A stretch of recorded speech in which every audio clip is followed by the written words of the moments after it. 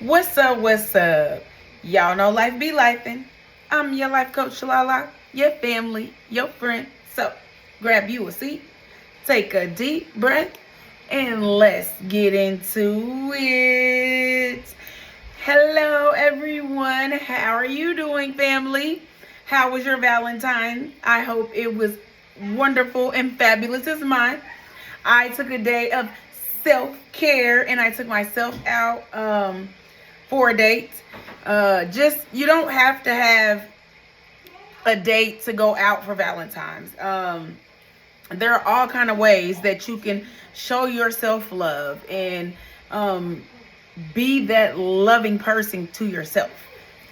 Uh, in order to even, attract good relationships, positive relationships, you have to be able to be happy within yourself and make yourself happy and be the best you can be and work on yourself and continue to work on your mindset and just treat yourself the way you want other people to treat you. Not waiting until you meet that person and before you feel like you're whole or happy. You should be whole and happy while you're by yourself. No one can fix that for you. Now, to have a partner is a plus. It's great to have someone, that you can build with, that you can depend on, and that you could implement in your life. But you cannot put all that weight on their shoulders and make that person's responsibility to make you happy or to make you whole. You should already be those things already. So when you meet that special person, then they just contribute to what you already have going on. You're not waiting for someone to make you feel some way or in order for you to be happy. You can be all those things, take yourself on dates, buy yourself flowers and all those things before you even meet that person. I believe in if that's the treatment that you want, if you're doing it to yourself, I feel like you're going to manifest that. You're going to attract those type of relationships. You're not sitting around and, just waiting for it to happen. You actually are doing it for yourself. So when you're expecting that from another person or asking that from your significant other, you're not asking them for no more than what you're already doing for yourself. Okay? That's my take on that. But anyways, we're going to talk about healing generational trauma because it is revolutionary, okay? And some key things that I really want us, to just think about and sit on as far as like reclaiming your power. Adopting a cycle breaker mindset is like a radical departure from the status quo. It involves shifting how you view your inheritance, okay? And when I say that, that means like refrain from the victim inheritance pain, focus on resilience and growth. And then while you're not responsible for the pain that was passed down, you are responsible for what you do with it now. Okay. And like the act of simply noticing that a behavior like perfectionism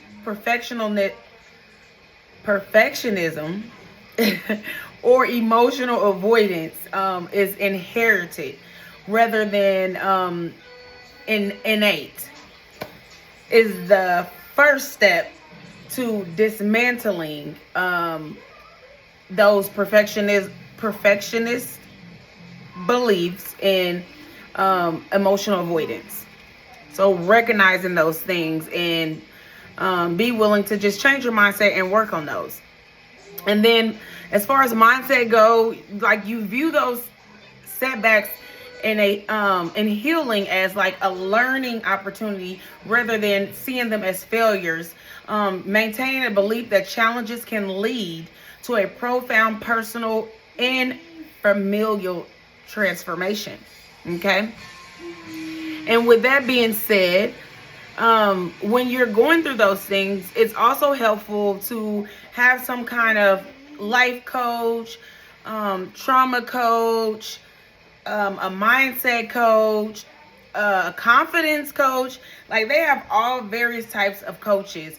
And I really encourage you to try to, when you're working on healing generational curses and healing generational trauma and trying to change the narrative for your family, I really encourage you to get a coach. I am a life coach, but I've also been through personal things myself, and I've also set myself apart from the pack, and also, change the narrative of my generation. It's always been a generation it's always been, generational, that women in my family have kids at a young age. And I broke that with my daughter. Just being a little bit more open with her, talking to her about various things as far as relationships and what is it that, others be wanting as far as males, and just being transparent and being honest about the situation. Because at the end of the day, I cannot say she's not going to look at boys. That's not going to be an issue for me. That's me being naive and crazy, okay?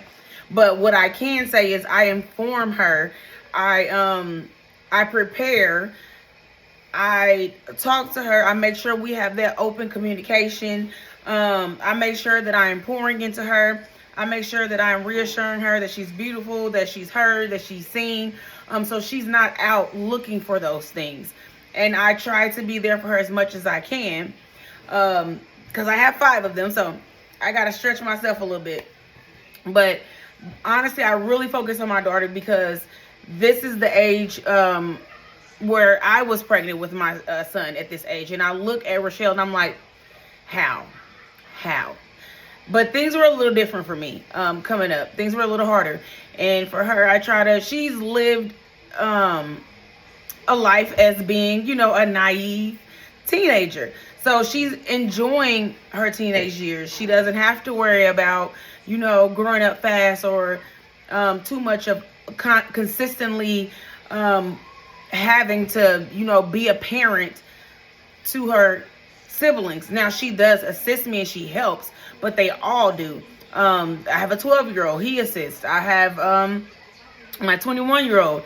And then I have Nathan, who is 5. So Nathan is starting to help with the baby. And it's lovely to see, because Nathan is the autistic one, y'all.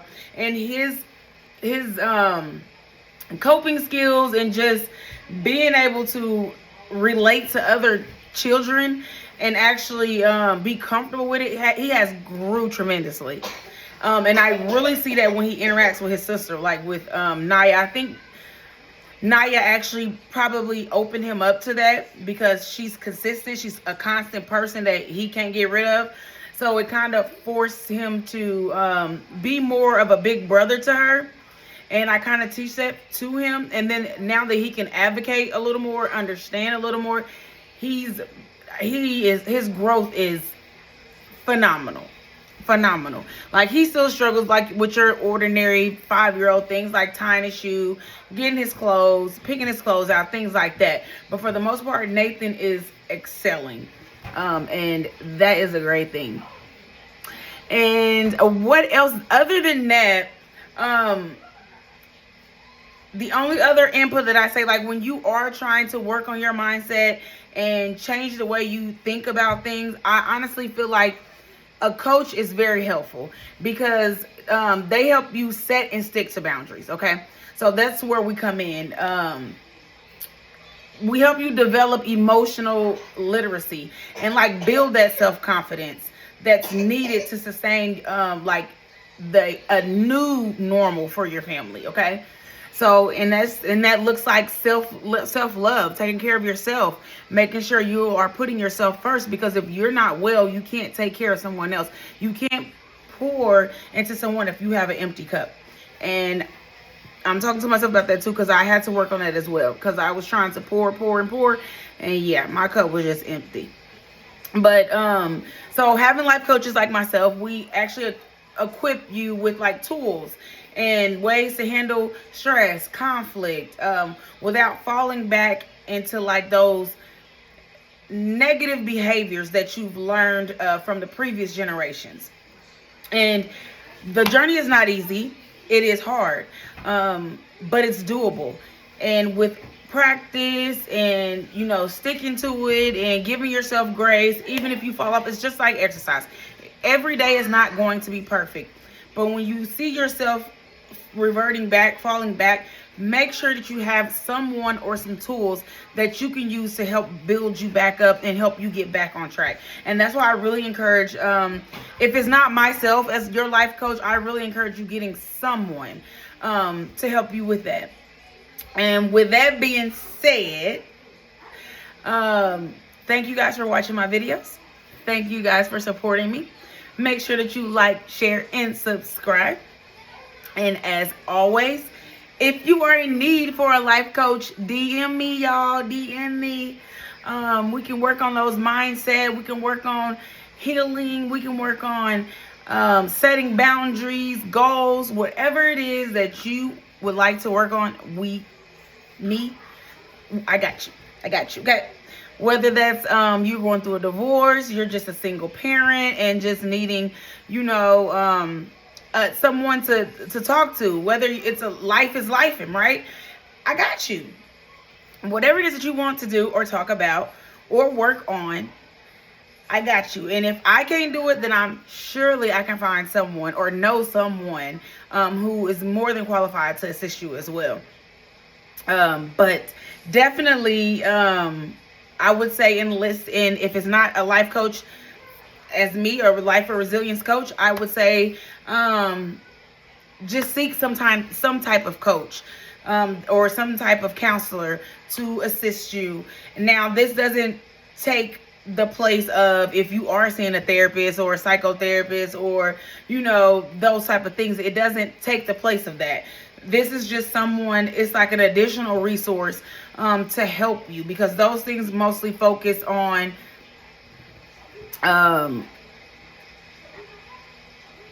I would say